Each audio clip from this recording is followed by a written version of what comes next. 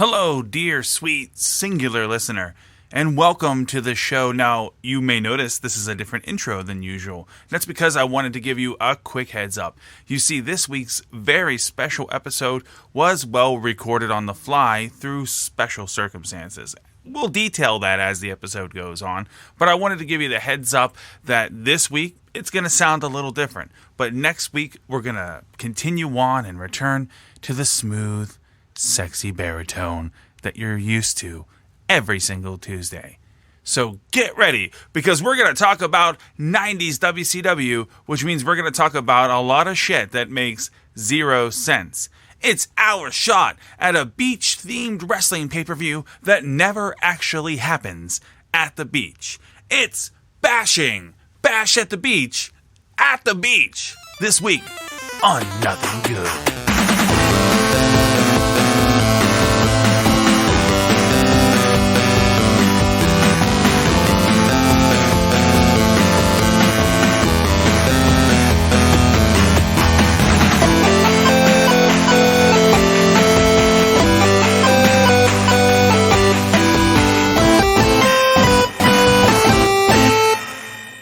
Well, hello, sir.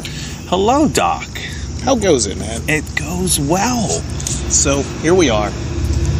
We are sitting on a lovely wooded balcony, enjoying a couple of cigars. Yes. In the middle of the night, with some lovely bourbon. Yes. This is welcome, first of all, dear singular listener. Yes. Now including Australia and Canada. Hello. So, good day, and hello there, eh? Peru, step your game up. Peru, you're not the only one now.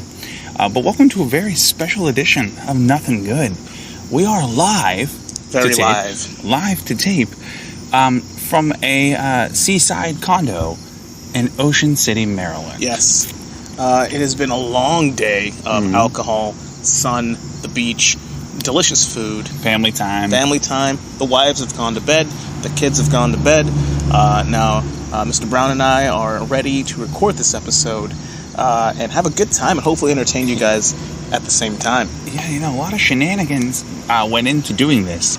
So we hope that our singular listeners in 4 continents, by the way, which is hella awesome. It is. Thank you so much. I really appreciate it.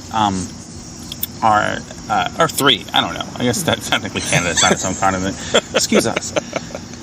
Enjoy what we're doing. So today, we're going to do things a little differently. Instead of needlessly debating something for 45 minutes and then going into the actual episode, we're going to go into the actual episode and then needlessly debate things for 45 minutes. I think that's a good switch up, right? I think so. Fantastic. Well, today's conversation is very aptly titled Bash at the Beach. At the beach. At the beach.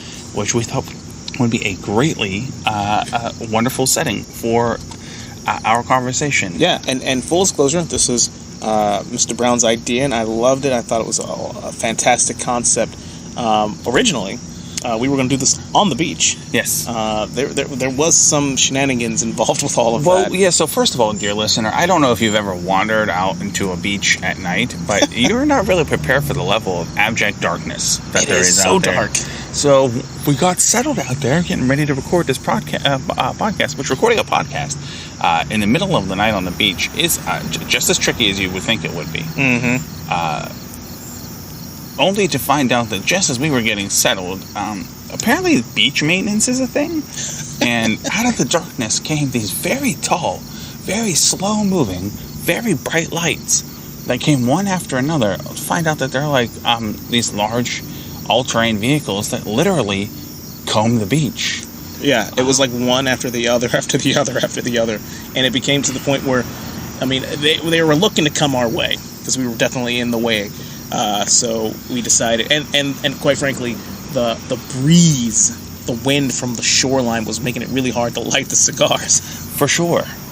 So we decided to call it and head back to the condo, which we can still see the ocean from where we are. You guys can't hear it, unfortunately. Maybe I'll pipe it in. If you don't hear it, I didn't. Yeah, but if you do, I did. There's going to be some excellent ambiance noise in the background, but it is what it is. We make do with what we have. Yeah, and we're recording this in a different way, so if you notice an audio change from the last couple of episodes, by goodness. We're doing this via phone. We are doing this, yes, because our phones are good enough to do this now. Mm-hmm. Isn't that technology, huh? But here we are at the beach. So before we begin talking about what we're going to talk about, as Doc alluded to, normally, as you are at this point, by the way, this is episode 10. How about that Episode 10. It just seems like yesterday that we were like, should we actually do the podcast? And now we're 10 episodes in. Which is, I'm having a good time. Are you having a good time doing this? Are you fucking kidding me? It's the best. It's a good time. I'm really enjoying this process and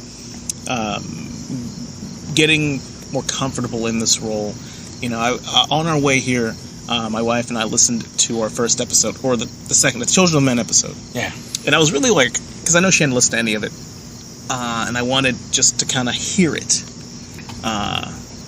And really feel it, because I listened to it before with some earbuds, but I wanted to hear it in a car, hear what it really sounded like, loud. Yeah. And actually get my wife's opinion. And she was laughing, chuckling, but she thinks that Mr. Brown here is one of the funniest people she's ever met. Oh, that's she nice. thinks I'm okay. And I'm listening to it, and I'm critiquing myself and what I'm saying, and I pride myself on being a talker and what I need to be. And I wanted this podcast to be a very conversational tone, and I think we've hit that. I 100% agree. So I was really pleased with that. But I mean, obviously, there's room to grow and be more aware of what you're saying and how you say it. I think is the best way to word it. Well, yeah, we do babble. Yeah, I think that goes without saying. But then again, too, anyone who actually knows us know that we are babbling all day, every day, and then every day, and then just sometimes accidentally we make a point. Yes, right. So here we are. But as is tradition, dear listener, you know that before we get cracking, we tell you what exactly it is we're drinking, so you can kind of set the tone. But today is a little bit different because we're, like we alluded to, we're on vacation. We work hard in our respective jobs, quote unquote. So we decided, instead of just drinking a beer, we're going to do it up.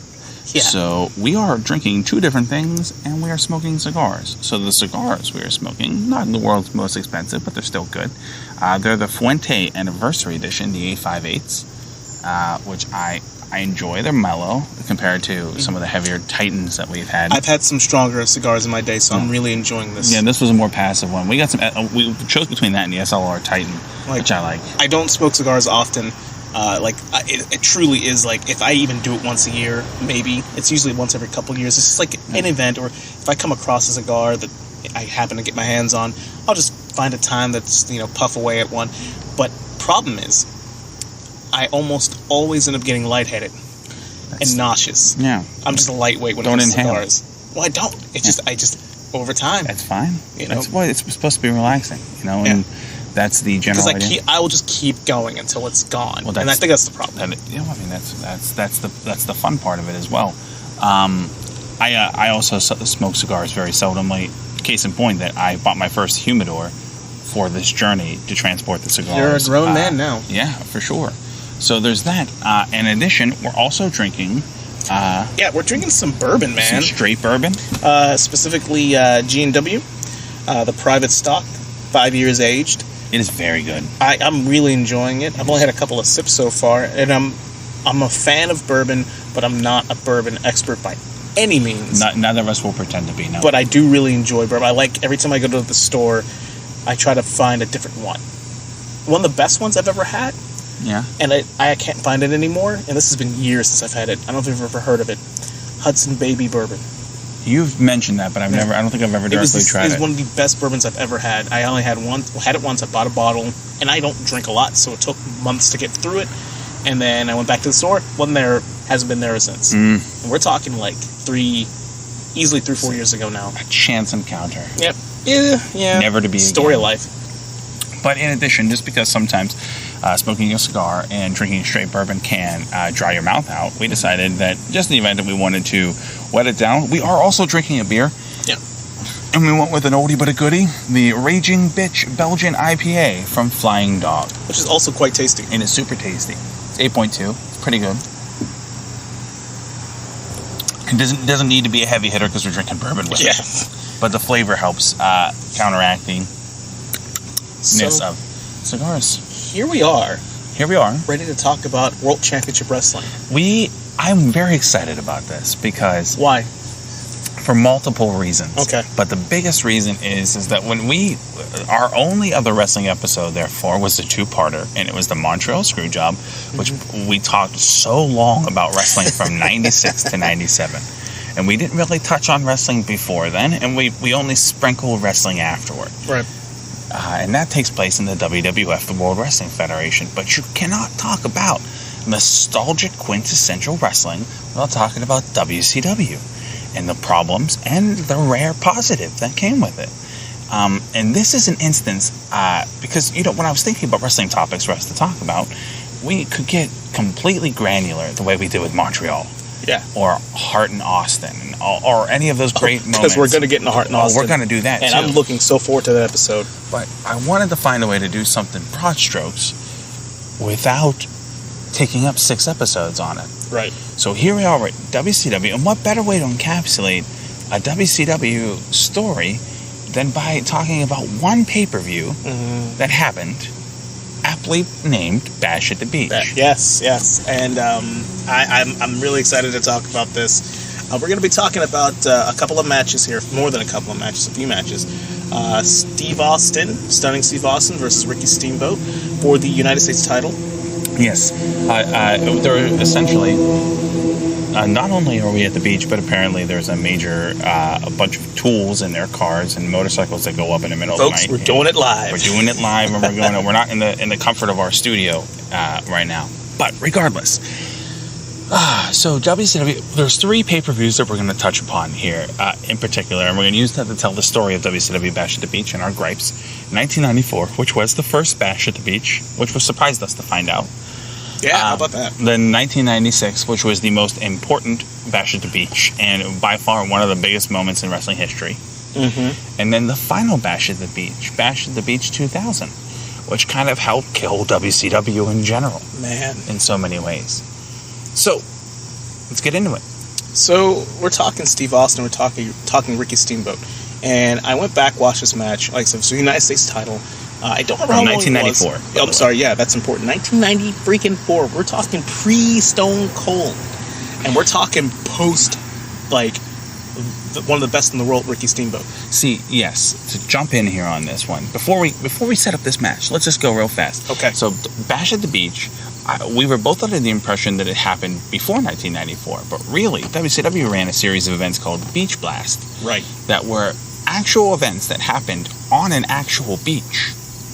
They set up rings at the actual beach and had outdoor shows at the beach. That is so Turner Broadcasting. It is so WCW, right? Yeah. Like that. I mean, they ran shows out of a parking lot and made it look true, like an arena. So, I mean, kudos to them for that thing. Vince did it too with WrestleMania 9, so I was under the impression that those were bashes at the beach, just because I didn't watch WCW much at that time. No, neither did I. But the first Bash at the Beach was 1994, and the reason why it became moved from a beach blast on the beach to a actual beach-themed event in an arena was because WCW in 1994 signed a man by the name of Hulk Hogan. Oh, man, that's... And truth be told, it was a big fucking deal. It doesn't get bigger than Hulk Hogan signing. No, and it was a big fucking deal.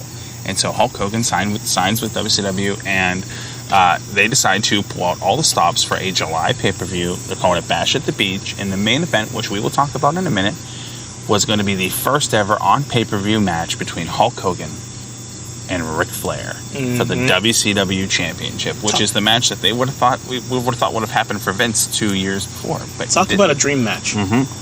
One of the dream match. At that time, it was the dream match. I mean, when I was a little kid, again, much like yourself, I watched some WCW, but I was a WWF kid. Of course. And that could really have to do with being, raised in the East. Honestly, I think that's a big factor. Oh, for sure. Northeast. I do know who Ric Flair... I mean, obviously, I watched Ric Flair in 92 when he came to the WWF. I already knew who he was. I knew who he was technically prior to that. But I definitely wasn't watching WCW really before that. But I had access to, wrestling magazines. And so I knew who Ric Flair really was. Yeah. But I wasn't privy to a lot of his great matches, unfortunately. we all knew who Ric Flair was, and in 91, 92, he becomes a fantastic part of the WWF, right? And For a very short amount of time. And it runs parallel to Hogan, but they never really truly interact to any kind of great value. So WCW is going to get the jump on it. In 94, Bash at the Beach, and they're going to build this whole pay-per-view around it. But why we're going to start with Steamboat in Austin is because, for two reasons. One, this was, for a lot of people who only really watched WWF, this was going to be their first exposure to WCW. And so WCW decided to kind of pull out all the stops with their card.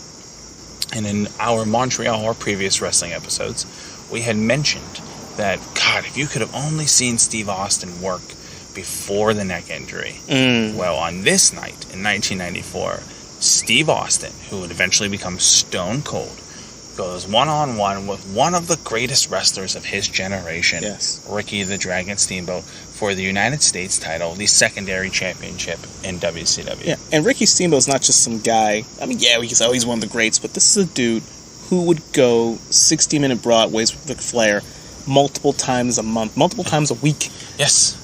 He traveled all around the country wrestling 60 minutes a night in matches that people would cry over. Because people still laud over to this day. Yeah, he was that good. I mean, everybody and their mom knows about WrestleMania 3, Steamboat and Savage. Now, remove Savage, put Flair in there. And both of them in their prime. Yeah. And they would put on clinics. That's just what they did. It was some of the best wrestling you've ever seen. And now, in 94, Steamboat is at the end of his career. Yes, quite literally. Yeah, like quite literally at the end of his career. And is in the chance to elevate this would-be Stone Cold Steve, this would-be Steve Austin, who nobody had any idea would become what he would become. Become a bigger star than Hulk Hogan. Yeah. I said it. I'm putting it out there. And it's absolutely true, right? Oh, absolutely. And bring about an even larger, more influential era of wrestling. But at this point, in 94 WCW, they're just wrestling. And so that's one of the matches we wanted to talk about, because we talked about Austin. Yeah. So what were your thoughts of the match? It was incredible, but for a completely different match than I expected them to have. Because at this point, Austin is still in this. I mean, WCW had a distinctly Southern vibe to it. You cannot deny that, right? Yes. And in that, WCW, formerly NWA, Jim Crockett Promotions, and all the other territories that they absorbed, Texas, Memphis to a certain extent, right? There was a Southern heel style of worker, which was very bump and feed, super animated, super, loved to chicken shit heel his way out of things, in and out, get cheap heat, and then feed the babyface for a super comeback. You're right. And Austin was the blueprint of this. Almost like as if somebody's like, be the best you can be at that, but don't be Ric Flair. That was Steve Austin in this match. Steve Austin, the one thing I remember about this match that really stood out to me, amongst a bunch of things, but the biggest thing I noticed was that Steamboat, who didn't have to, like you said it, like he put him over, but he made Austin look like $1 million, like the whole match. Like $2 million. He sold for him. He made Austin look like he was credible. Because he was. When Austin went on the attack, which was a larger portion of this match than I would have thought. Yeah. Steamboat sold. And I know it goes without saying for great wrestlers and great technical wrestlers, but I forgot how good Steamboat was at selling. He makes you feel bad for him. Yes. That Ricky Morton style babyface.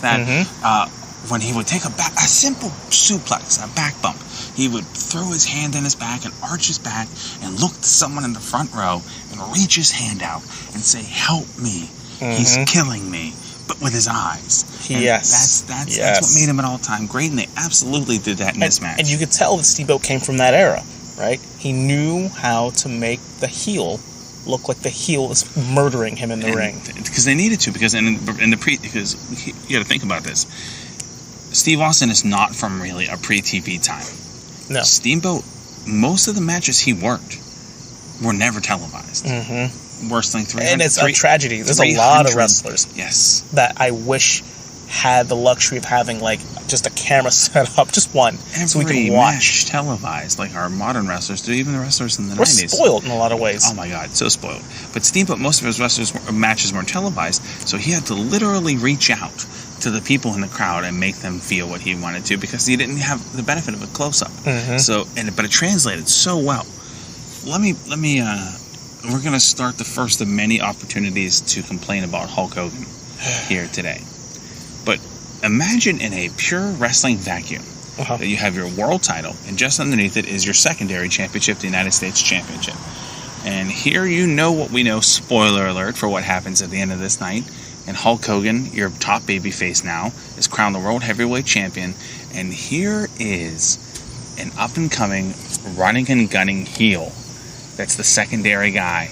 Wouldn't you think that you're in line to see that guy face Hulk Hogan? And let me put this in very succinct terms, that if you were just looking at this on paper, you're going to say, oh, one day Steve Austin is going to fight Hulk Hogan as the chicken shit heel of Hulk Hogan's super babyface. How different would history have reflected on that? First of all, we never got that match. No. But if we had gotten that match... To the surprise of no one. Yeah, well, I mean, but at that point, you're like, it's inevitable, right? But shit would go real weird for Steve Austin after about this. Maybe because Hulk Hogan was in there. And maybe because there was only so many top heels that could work with Hogan.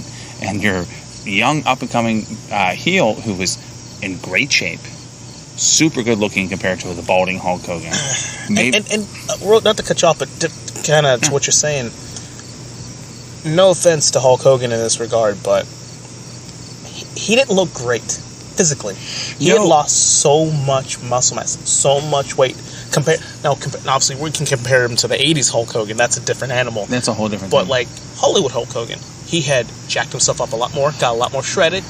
I think... Well, we all know it's a steroid deal. Well, yeah, and I think we got to...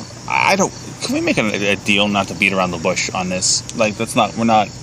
Hulk Hogan is not going to be listening to this podcast, and I don't think he's going to have us held for liable. He even admitted in his book to using steroids, right? Well, no, I'm not saying that he wasn't. No, but... He was off the juice. I mean, yeah, for sure. This is 94. It's coming off. Vince McMahon is in the middle of a steroid trial at this point in time, where he's under federal indictment and being prosecuted by the federal government for intent to distribute steroids to his wrestlers. And the biggest wrestler that they thought they had an ace in the hole in their key witness was Hulk Hogan. Everybody who is anybody cut that shit out, because they knew that any moment in time, if they worked for Vince, then they could be tested, and that would be against Vince, and they'd never work again. Right. And if they didn't work for Vince, as Hogan would eventually leave and not work for Vince, they were going to be on the stand, and they couldn't look like they had 24-inch pythons. Flat out. So Hogan cut the shit. He cut the gas out and found himself looking much slimmer. Much slimmer. Like, to the point where, like Hogan looked like us for a certain point. He looked older. He did. He looked thinner and older, and his hair had gotten even longer, but it was in his neck and his jawline, right? He didn't have that imposing look, but he was still Hulk Hogan. Right. I love how, like, even, like, the commentators, and they have a job to do to put people over, but they just kind of put it like, oh, he's in his conditioning. He's in great shape. Look at him now. I remember sitting there, and we're way ahead now, but I'm sitting there thinking to myself, no, he looks awful, actually. No. So we'll put a pin in that. The Steamboat Austin thing. Let's just round it up. Austin goes over. Yeah. It looks like $1 million. But here's what I really wanted to bring up about this match. Yeah. All right. That Steamboat's not his last match. He wrestled, I think, 4 more days. 4 more days after that pay-per-view. Yeah. And then he retired because of a back injury he suffered in that match. Yeah. But here's the thing. I tried finding out what spot, what move is what did it, but I can tell I'm sure you noticed a difference between the beginning of the match of Steamboat, how fast he was moving, he was selling, and the end of the match. He was not moving as quick. And having seen it firsthand in a lot of ways, it's not the bump that gets you sometimes. He shot when Austin was on the reel, and he was shining up. So you know what it is. I don't know for sure, but I keeping an eye out for it, knowing that this was his last major match. Right. Austin dips out of the ring and Steamboat chases him in the match. And at that moment, Steamboat pivots, right? And he springs out of that ring. And when he pivots to go to Austin, he's not springing anymore. He's walking deliberately to Austin.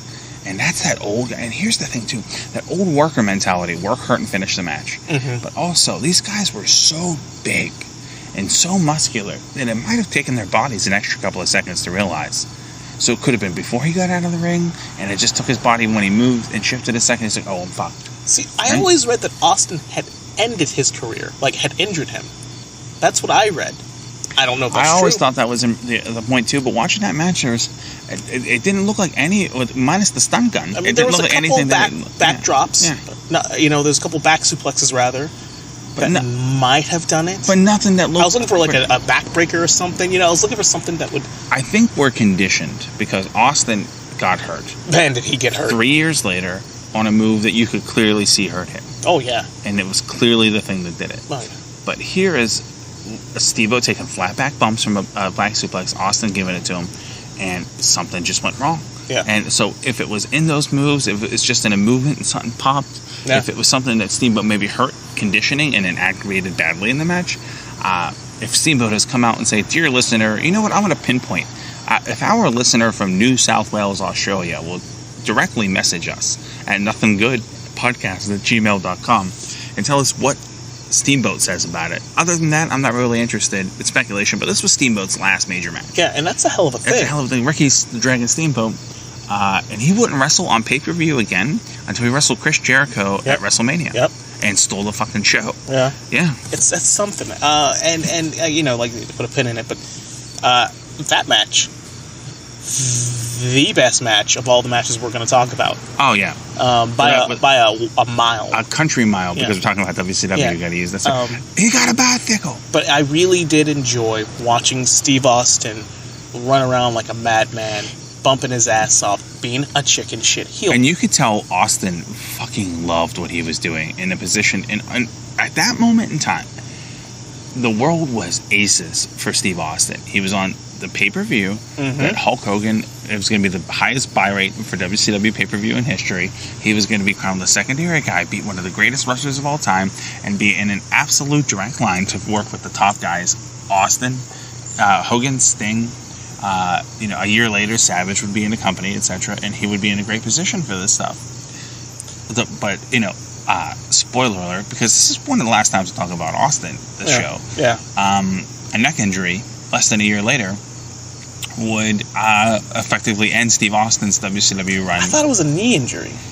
I thought it was a neck injury. It was an injury. It was an injury. Yeah. It was a knee injury. It was an injury to a body part. To a body part, and then he gets fired over FedEx. And that's very WCW. And you know what's nice? Very Bischoff. Yeah. I really dug it. I'm sure you noticed it. So we're talking Ricky the Dragon Steamboat. We're talking stunning Steve Austin. And there's something that, not to borrow too much from other podcasts, but listen, what Jim Ross says is gospel to me in a lot of ways, especially when he talks about Austin. Yeah. Because that's his man. Yeah. And he mentioned recently how the one thing he always appreciated and respected about Steve Austin is that Steve was always all business. He always wanted to maximize his minutes no matter what he was doing. If you gave him a spot as a commentary a segment during a match, he will put himself over. He will put over whatever he's put over. He will maximize his minutes. And I'm sure you noticed on the back of his tights, it's a Dragon Slayer. Yeah.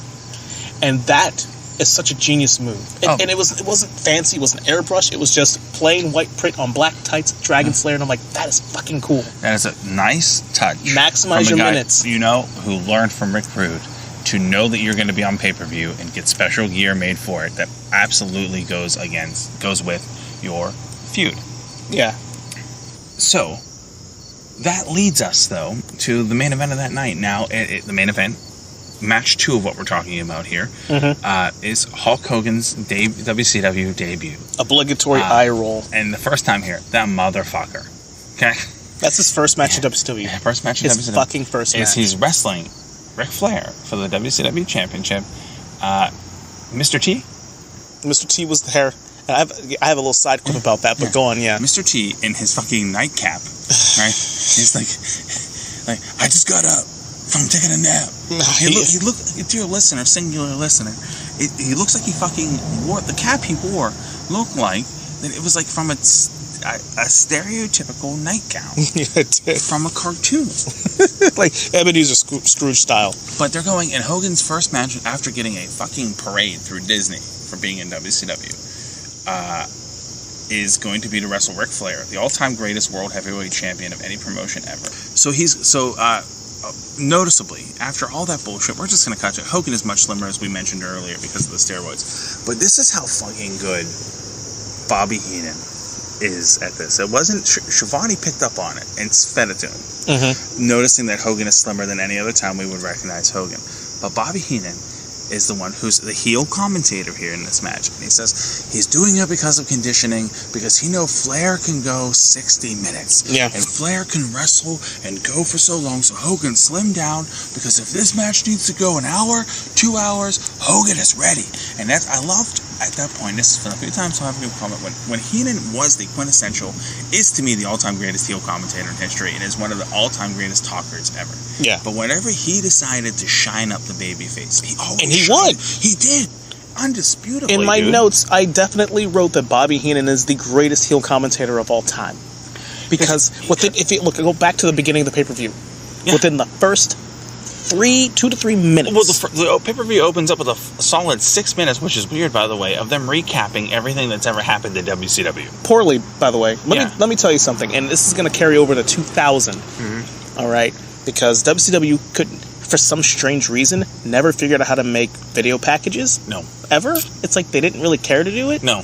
It blew my mind, because by 2000, WWF was just crushing everything. Absolutely crushing the presentation, and just the video packages. The beginning of the pay-per-view was fucking weird, man. Yeah, dude. Oh, no, it was very strange. Pseudo. And WCW was like, it's like someone's like, here, make me this, and they very poorly. I like that. Here, make me this. Make me this, and then they very poorly did it. It's almost like and I don't mean to take any shots at any listeners we might have in the South who rely on things like Walmart for their day-to-day thing, but WCW's production was like the great value version of actual production. Hey, can I have some great video production? No, we have great video production at home. Yes, great video production at home. WCW presents Bash at the Beach. Yes. And it's exactly. It was very fucking strange. But Heenan nails the idea that Hogan's slimmer and kayfabes it to the point that Hogan's worried about conditioning. Okay. The positives of this match. It was a big fight feel. It had a huge fight feel. Michael Buffer was there. He was. Which was a staple of WCW. This was the start of that. Was that his first time? That was his first time doing... Bullshit, no, really? That was, yeah. Okay. He did a Nitro match, maybe before that or immediately after. There was no Nitro, but 94. Then it was... Nitro was 95, so this was the first. That's really cool. I didn't know that. It was a big fight feel. I mean... The pros, the positives, it's Ric fucking Flair and Hulk Hogan having a world heavyweight title match in the main event of one of the bigger pay-per-views in WCW. The crowd is into it, dude. Oh, the crowd's hot. Super hot for it. How could they not be? Yeah, dude, and 1,000%, right? And you know who's in the front seat? Did you notice who's in the front seat? There's a lot of people facing the hard camera. Which one? Linda. Yeah. And I'm like, who the fuck is that? Is that Linda? It is Linda.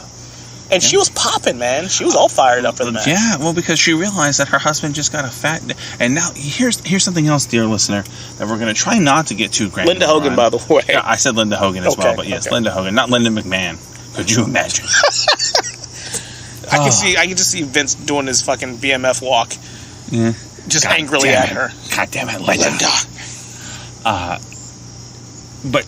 So just basically, for the 8 people that would possibly listen to a wrestling podcast in 2021 who doesn't know, WWF's contracts were structured where you had a certain amount of dates, but you actually had to work and show up and work a show to get paid. And if you were Hulk Hogan, you got paid very, very well. But you had to actually show up and work a show. And the only way you made money without doing anything was your merchandise sales, which for Hulk Hogan was also very good. Right. But by 94, they had dwindled down to nothing. Almost, practically. Nothing compared to what they were. But WCW was what we called guaranteed money. Which means that just like the rest of us schmoes, Hogan got a check every week or every other week. For an absurd amount of money. But here's the thing. He's probably making $20,000 a week, easy. Easy. Millions of dollars a year. So divide that by 52. Right? I figured that one out. but he didn't really have to work to do that. So that's guaranteed money. So no doubt Linda Hogan is super jazzed about this. Yeah. Ted Turner himself is paying Hulk Hogan to just be Hulk Hogan. To just show up and be deal. Hulk Hogan. So that's the positives. And hold on now, there's another positive to this. Yeah. Ric Flair's wrestling. Ric Flair. But here's the thing. And I guess this leads into to the negatives, because Ric fucking Flair, and I've been lucky enough over the years to have been able to watch many of his classic matches. Yes. With some great professional wrestlers in the past. And Ric Flair, people, if any of you have never seen old Ric Flair matches, just even from like the early 90s, man, but in the 80s, the fucking 70s, but just like the 80s, like Flair hit a stride. Ric Flair. I mean, it's probably the greatest stride in history. Ric fucking Flair is such a fucking amazing performer in the ring. The Ric Flair that a lot of people our age who didn't watch a lot of WCW or NWA, obviously, didn't get a chance to see that while it was happening. Mm-hmm. We saw that later on when we got, we started buying tapes and DVDs and things like that. And we got to see him in WWF do his thing too. Not the same. But not the same way. And this is sort of my point, is that the Ric Flair in that match is not Ric Flair. Ric Flair in that match he had to dumb himself down. There's three to Ric work Flairs. With Hulk Hogan. There's three Ric Flairs. Okay. There's the greatest of all time Ric Flair mode, where he decided that he's going to go out there and do something special. See the matches with Steamboat, the matches with Terry Funk, so many of his matches with Sting. Right. Not all of them, which I'll get to in a second. Yeah, and a lot of the people where he's like, I'm going to make this guy. Right. And I'm going to make this territory, and I'm going to make this thing believable. The kind of Flair that had to go out there 300 days a year as the traveling NWA champion. When he was on, he was on. Then there's Flair number 2, which is the Flair that says, I'm going to go out there and give you a great match. But I know that there's more on the horizon for this. There's something else after this Flair, is what I want to call that, the after this Flair. Okay, I like that. And because the Flair knows that I'm not going to give 1,000 of all I got into this match, because we have somewhere to go after this.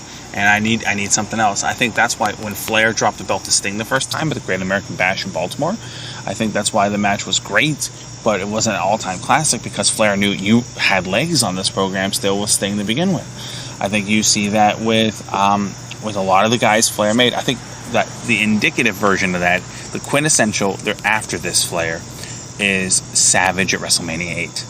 Like, here's a match that absolutely told a story. Mm-hmm. Not to get sidetracked. WrestleMania 8, that is two guys who know how to sell a body part, and he worked Savage's knee to the point where a man whose finishing move is jumping off the top rope wins with a schoolboy, and as soon as Savage gets the fucking pin, he hops on one leg, selling that knee all the way to the back. God damn, that's amazing. Because he's a pro. But Flair knew that they had to take that match to Europe and everywhere else that entire summer. So he left something in the tank for that. And then he didn't give you that last chapter on the story the way he did with the Steamboat shit. And then there was the third Flair, which we didn't see tonight, but we would see a lot in WCW after this, which is the fuck it, pay me Flair. He'd come out, maybe he wouldn't even be in gear. He'd flip over the top rope, take a bump on the apron, get thrown off the top rope, and then he's in and out, and the Horsemen jump a guy, and then they're off to the next week. The fuck it, pay me Flair. But we got the middle Flair here. And now we got a really great after this Flair. But it was an after this Flair. But we got a Hogan who didn't really care to fucking do shit with an after this Flair. But still, was the match stellar? No. But what did it? Could you watch it all the way through? Yeah, sure. Yeah. I mean, I'm not going to lie to you. I made the mistake. Really not a mistake, but I wish I'd known previous how good Steamboat and Austin would be. Yeah. Because after watching that, every other match, I had a hard time keeping my attention. So I watched the entire first Bash at the Beach. The entire thing. Which, by the way, opens up with a banger of Steven Regal and Johnny B. Bad. I fast-forwarded through that, but there's a match that I did watch that I really enjoyed. It's so good I can't remember what it was. I blame the sun and the alcohol I've been consuming in it and been subjected to today. Dear listener, we've been drinking since we got to the beach at noon. And we spent all day in the sun. I am. Then we paid. I'm not trying to flex, but we paid $250 for dinner. Yeah, it was delicious. It was amazing. Oh my god! Shout out to Liquid Assets. Yes, and Ocean City. Visit them. They do not sponsor this podcast. No, but their food is amazing. We have been consuming and hanging out all day, so we can't remember that match. But still, the show stacked, and it peaked at Steamboat Austin. It was so good that when it came to the big match, it underdelivered to me. Because all Flair did was what, like you said, Flair does this thing where he sort of like, he'll do like a couple bumps, he'll beg off a bunch, no, and Hogan will do his thing, he'll Hulk up, he'll come in, sell. Flair eye pokes him, then he'll Hulk up. You know, and honestly, the only thing that, and this is I've come to appreciate about Hulk Hogan, it's not Hulk Hogan's his performance, in a sense, it never that has gets been. me fired up. It's the crowd reaction that gets me fired up from Hulk Hogan. That's what makes him a great worker. Let me tell you something to add into this, dear listener. We've both been lucky enough to be in the building when Hulk Hogan comes out and does his thing. And let me just tell you that though we have our own personal reservations about the way Hogan does business or what he's done in the 21st century, which we will cover, I promise you, on a separate podcast that will get into some deep shit. Which may be multiple episodes. Maybe. Probably yet another two-parter. We apologize in advance. Right. But Hogan is in that elite list of people that when his music hits and he does his normal shtick, though you've seen it 1,000 times, you could hate the man. But when he does it, you find yourself screaming. It's what it does. When The Glass Shatters in Austin comes out, when the If You Smell comes out for The Rock, when Cena's music hits and he does the Five Knuckle Shuffle, any of that, all that other shit, Hogan, when Real American hits, and when Hogan hulks up, if you got a heart in your body that beats, you're up out of your chair and you're making noise. Yeah. And Hogan can do that, and that's intangible. That's that X factor that we talk about in wrestling. This is totally off. But before we get off of this pay-per-view, I do want to mention I have like this little check I had in my head that I wanted to cash here.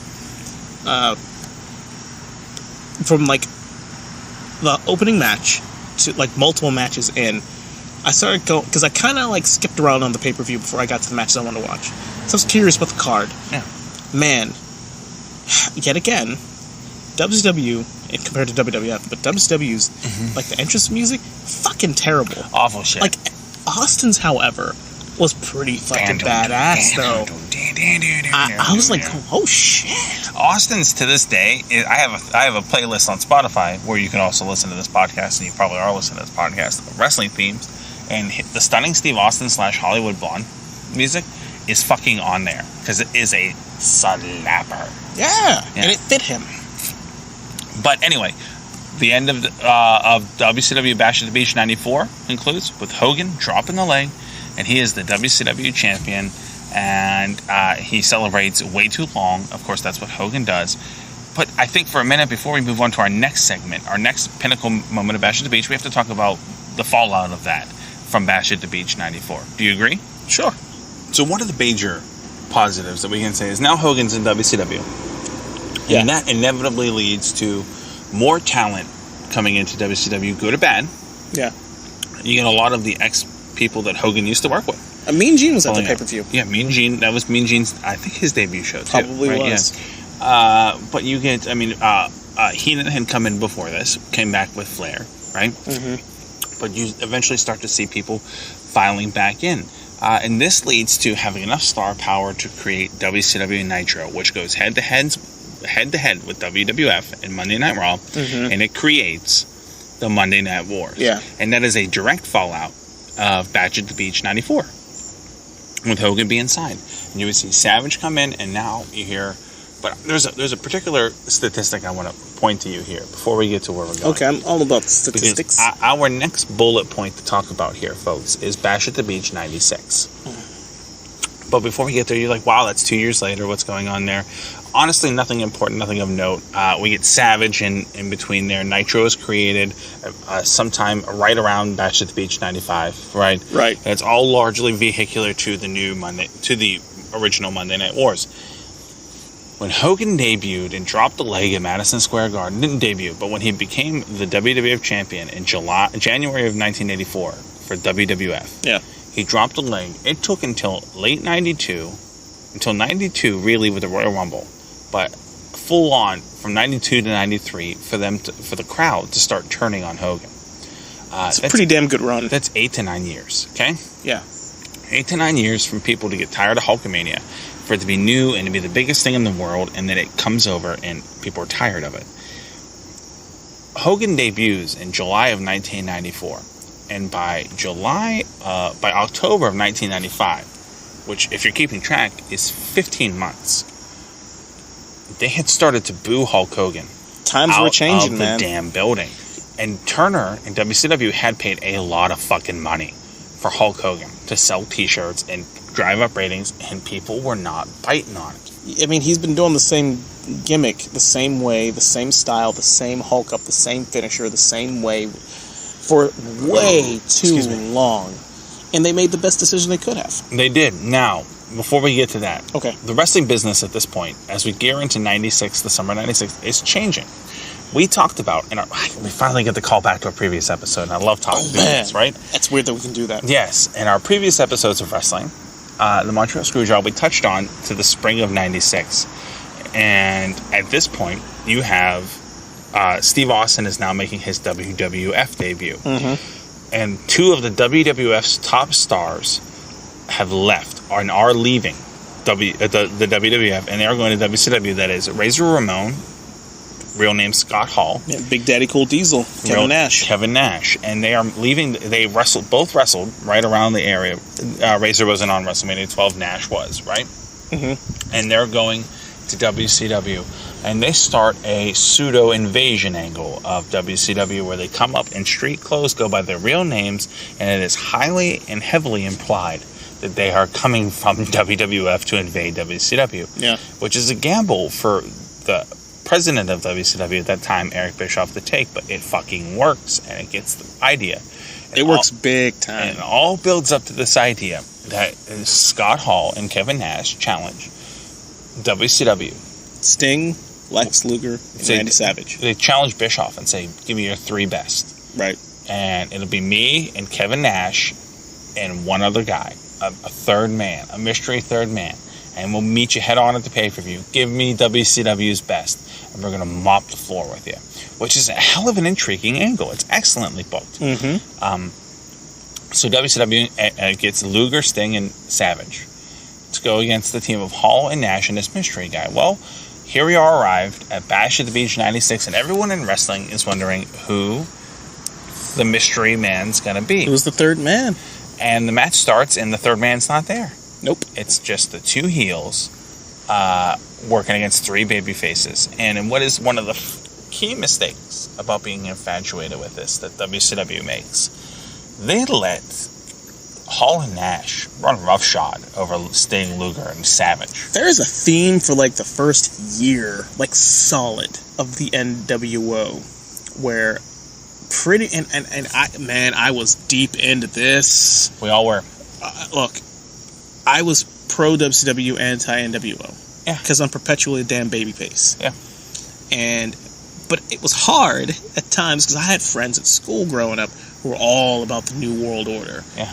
And it was hard to argue with them the validity and the tenacity and the strength and the power and the ability of WCW because they were getting their asses whipped every damn week on Nitro.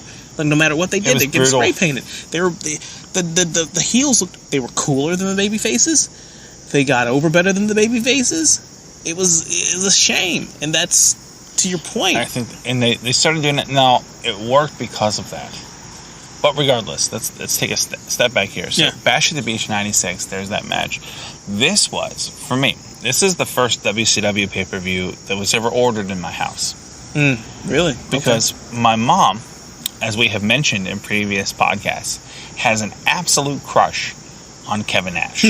That's right. Absolutely does. Kevin, if you're still listening to this, I can't help but notice that since our last wrestling episode, you haven't called my mom. So you can call her, but if you're not Kevin Nash, don't call my mom. Fuck you. What do you do if he does? If he calls your mom?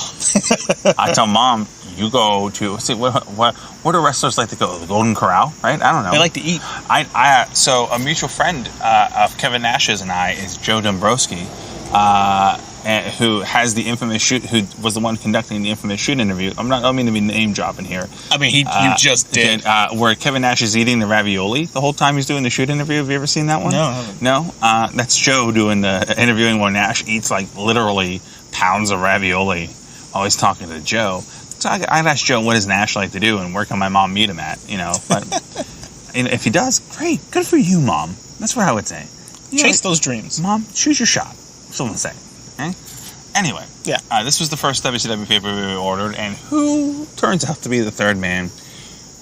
So, paint the picture throughout the match. Okay, well, hold on. We're getting way ahead of ourselves. The match itself isn't a bad match at all. No, actually, it's got a tremendous amount of heat. Big fight feel. Again, tremendous amount of heat. Because this, you got to look at this through the lens of the audience member then. This is before social media. This is before Twitter, Facebook, and all that. This is before everybody and your mother having access to the internet. You basically have AOL.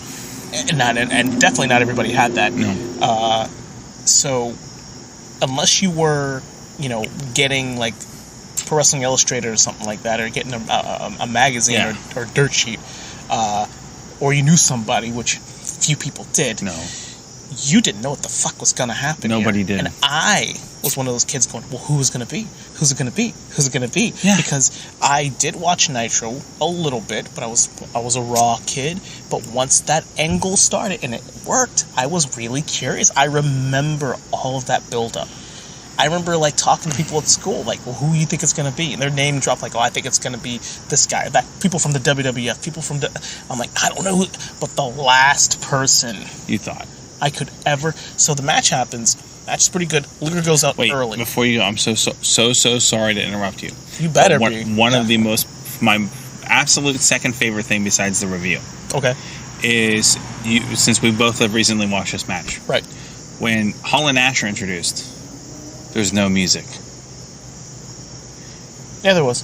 Did you watch it on the network? Yeah. Okay, I did not watch it on the network. I watched the original. Okay, because there's music now. Yeah. Okay, so I apologize. And it's a callback to what I said like 40 minutes ago or half hour ago. The shitty music. Just the beginning of the pay-per-view has shitty music. Yeah.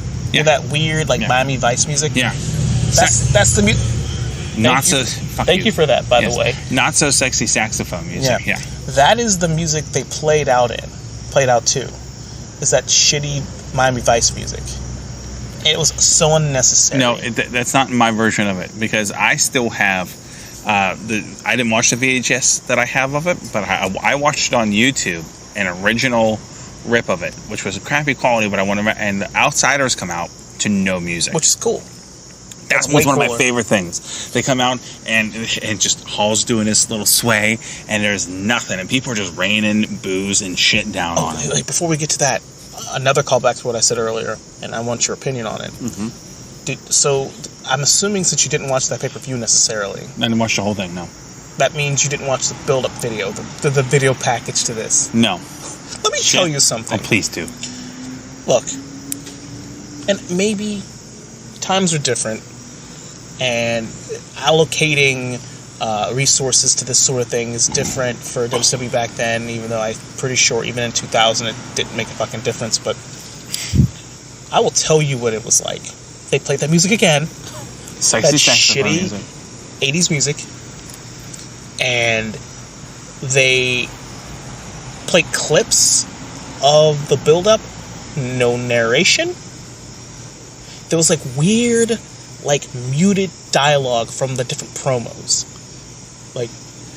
You want a war? In the background. There was text. It was not even, it was telling a story, but on Nintendo 64. Oh my god, so it was like the intro to WCW NWO Revenge. Yeah. They might actually have the same I'm team. really upset that I didn't watch it. You should watch it. Go put it on the Peacock. Listen. Put it on the Peacock. Listen. Put it on the Peacock. Anybody here listening, if you don't have access to the Peacock and the WWE Network, please look. If you're a wrestling fan, you should have it, or know somebody who does and get you access. It's amazing. We don't advocate stealing wrestling here, but this pay-per-view is 25 goddamn years old. Yeah, at this point, it doesn't matter. Pretty sure. I'm doing the math right now. We've had a lot to drink today. I think it's 25 years. Mm-hmm. Yeah. So, But yeah, the build-up, the video package was fucking atrocious. It was actually laughable. I'm sitting there watching this going, somebody made that, and then took the copy, the cassette, handed it over to somebody more important.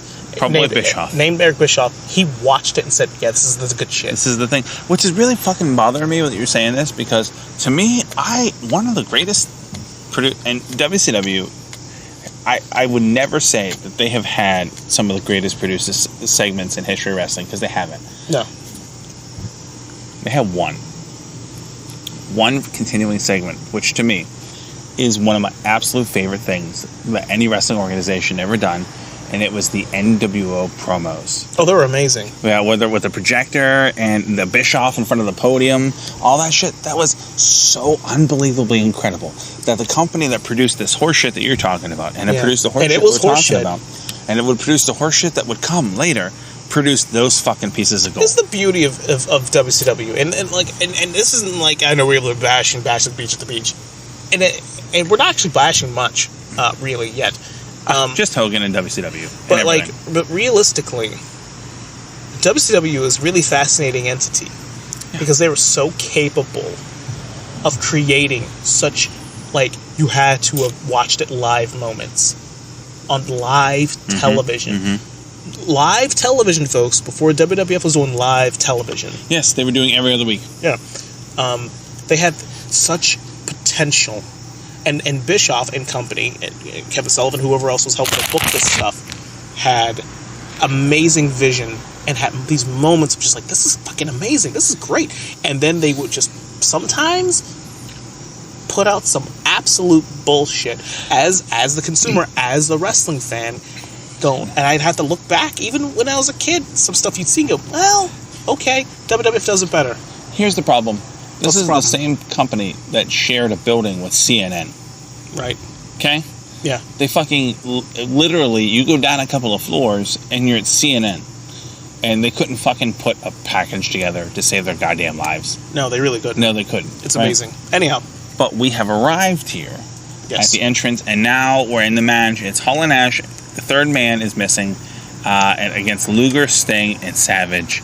And as you mentioned, Luger gets taken out early. All right, so Lex Luger, he's tied up with, I think it was Scott Hall, and I can't remember which one it was, but Sting gives a stinger splash while Luger's tied up with that other guy in the corner. Luger's taken out, he falls to the floor, and they take him on a stretcher, wheel him out. So now it's 2-on-2. And let me backtrack actually a little bit, because I got a really cool, I thought it was really cool, man. I haven't watched a lot of WCW. For, I don't watch a lot of old wrestling. For obvious reasons. I do watch a lot of old wrestling, but I don't watch a lot of old WCW. Mm-hmm. And watching the entrance of Luger, Sting, and Savage brought some feels back to me. Watching Macho, specifically Macho. I love the Macho Man. Dude, I have I always had an appreciation of his. As a kid, he was one of my favorites. Period. Yeah. He still really is one of my favorites. But he is such a character. That whole entrance, and he's all over the place. He's being macho the whole Randy time. Savage is the epitome of a consummate professional who is into his shit every second that you saw him. From the minute you saw the Macho Man Randy Savage, from the day he debuted to the last moment, you knew who the fuck you were watching. Yeah. And you felt it. You absolutely felt it every second of the day. Macho Man's one of those characters, one of those wrestlers who, okay, with, Undertaker, for example, I'm trying to think of, a really good example. Undertaker, the dead man, you had no idea who that dude was. No. Right? Until you started seeing the biker a little bit more, and things started evolving and changing. You started seeing more shades of who he was as Mark, right? But Randy Savage never broke that. Never. Randy had been around for such a long time, but he was always this intense dude. From the moment that music hit, he was Macho Man. He was just, fingers in the air. Are we going to do it? What? Are we going to do our Savage impersonation? Oh, yeah. Cream of the crop. There we go. Cup of coffee in the big time. Oh, yeah. Macho Man, Randy Savage, Intercontinental Champion of the World. Yeah. Yeah. I mean, so Macho... Good. Dude, we could do that all day. Literally. Macho Man I mean, really, just watching just specifically the entrance brought me back and made me just remember how much I loved that character and how good he was. Savage was so good, dude. Anyhow, so the match is now 2-on-2.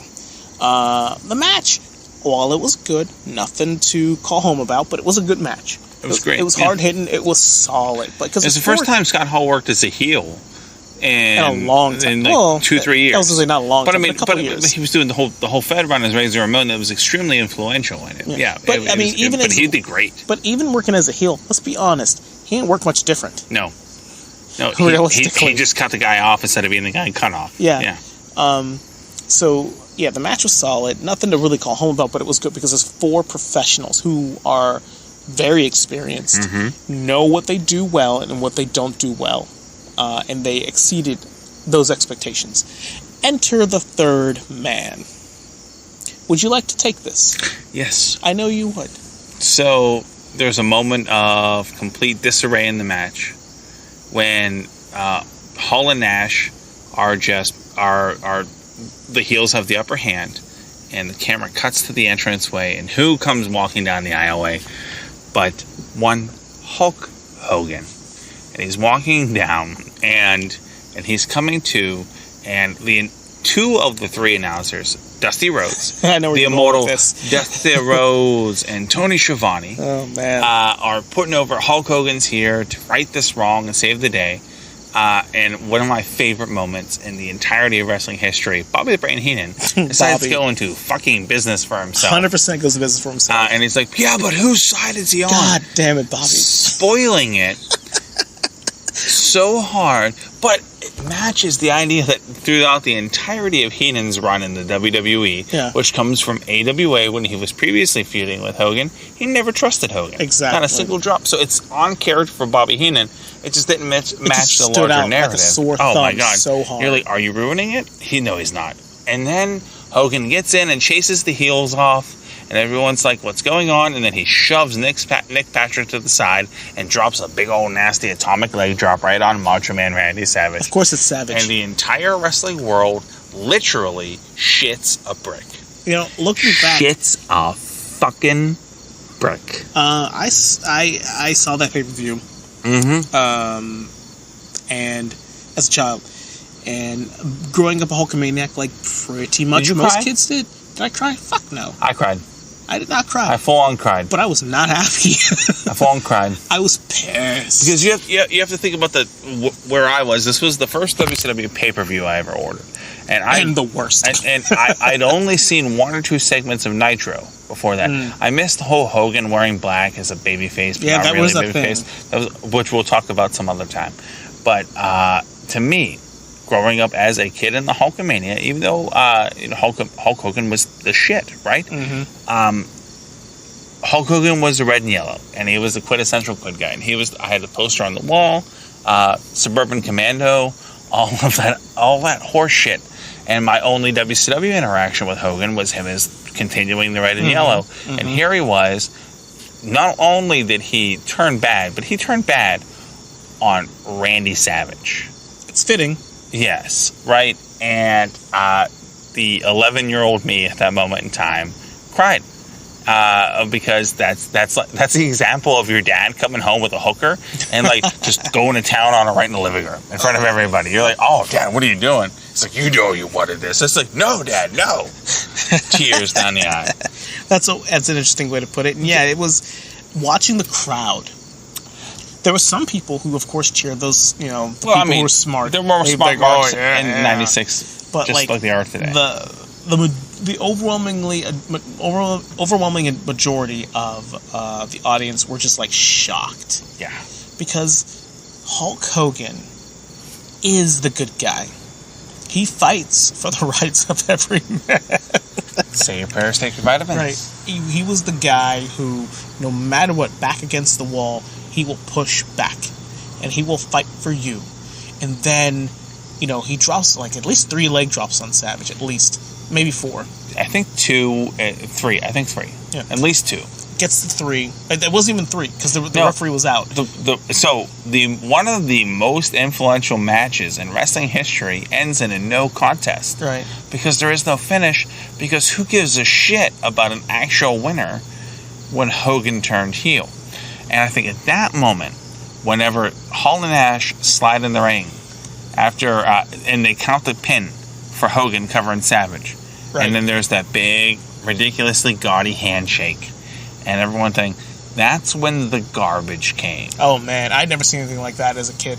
That was my first instance of people actually flooding the building with garbage, which was not new in wrestling, but it was new for WCW and new for a bunch of 11, 12, 13, 14-year-olds who had not seen, who had only grown up on Hulk Hogan being the quintessential babyface, and nothing ever getting that hot. Then Gene Okerlund gets in, and Hogan cuts a scathing heel promo and introduces the world to the New World Order, or, as he said it twice, New World Organization. He kind of fucked that up 2 separate times. Hogan was it was working so much that he didn't know what he was going to say. It was a great promo. Yeah. And I love how Hall and Nash said nothing.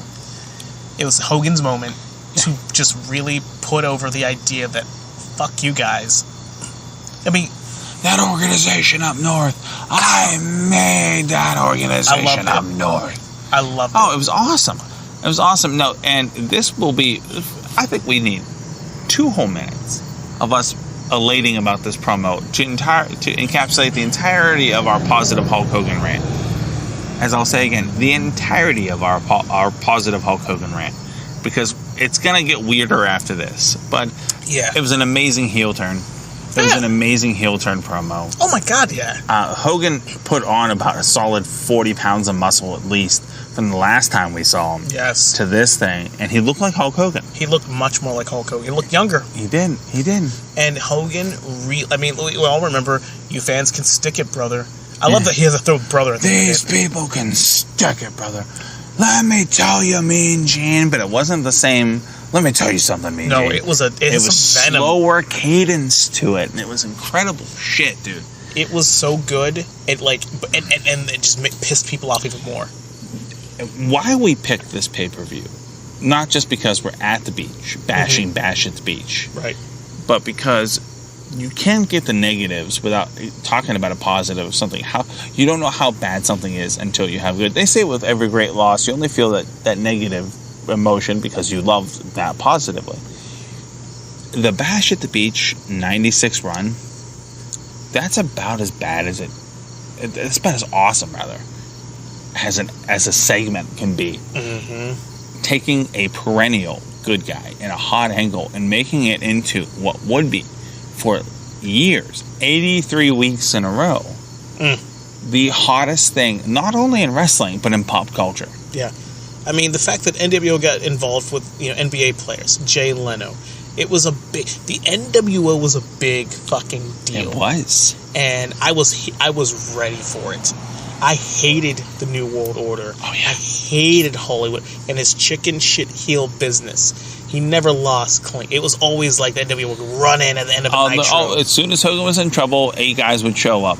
Let me. Okay, so the NWO is formed. It's coming out, and they begin to run roughshod. WCW. Let me tell you very briefly. The moment where I started, I was also with you. WCW, perennial baby faces, right? Because I also, at this exact same time, I also thought that Bret Hart was irrevocably screwed out of the Iron Man match. It should have ended in a draw. Damn it. Should have gone into an overtime. I'll die on that hill. So Bret Hart won that match. I started to get fucking principled real fast about wrestling. And so, WCW, because Sting started to go brunette and longer hair, and it looked good. And Macho Man Randy Savage, I don't care who the fuck you are, Macho Man Randy Savage is badass. Oh, yeah. And you stand on the side of the Macho King or the Macho Man, cup of coffee in the big time. That's right. But I have never, ever in my life liked Lex Luger. Ever. Okay, look. Ever. You will find throughout the course of this podcast, whenever Lex Luger comes up, I will typically not have a lot of awesome things to say about him, and here's the reason why. Lex Luger, amazing look, and great body. Unlike some other people, I can only give you my view as a fan. 10, 11, 12, 13, 14 plus year old. Mm-hmm. Right? And this isn't about like, who he was backstage. I fucking don't know. I only know what people tell me, right? But as a fan, a real fan of wrestling, like, just, that was my shit. Lex Luger, no matter what iteration of him, whether it was the narcissist, just All-American? Yeah, especially Total All-American. package? Never did it for me. Nope. Now, however, that is not to say that Luger was never fucking over, because that dude, over. he was hot.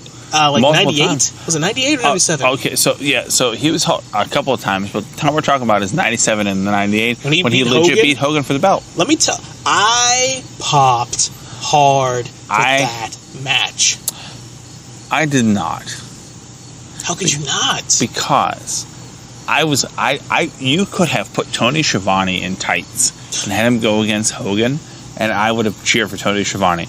But the minute that it was Lex Luger doing it, because here's a common thread that's going to show up in our fucking podcast. I don't forget.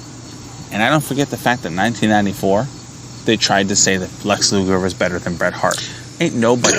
Oh, you mean the Royal Rumble? Fucking better than Bret Hart. Oh, there's no one. Yeah, and ain't nobody deserved that shit. And so I never forgot that shit.